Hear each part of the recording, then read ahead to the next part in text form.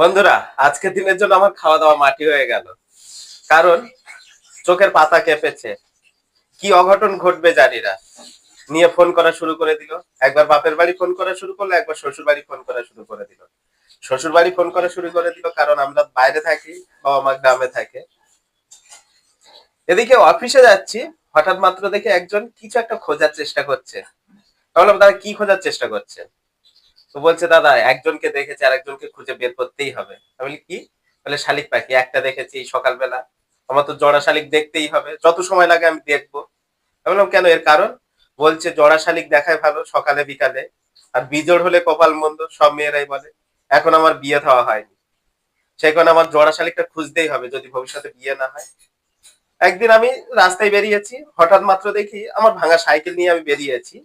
হঠাৎ মাত্র দেখে একজন বাইক নিয়ে ফট করে দাঁড়িয়ে গেল, আমি প্রায় ওর গায়ে ধাক্কা মারবো। কি হলো? দাদা কি হলো, দাঁড়িয়ে গেলেন কেন? দেখি রাস্তায় ফুক করে একদম মানে মুখে যা ওই গুটকার পিক ছিল সব ফেলে দিল। বলছে, দাদা রাস্তা দিয়ে একটা বিড়াল কেটেছে, সেই কারণে আমি একটু দাঁড়িয়ে রাস্তায় থুতু ফেলছি। বলছি, দাদা শুনেছি 3 বার একটু থু থু করে ফেললে হয়, আপনি তো একটা গুটকার পিক ফেলে দিলেন।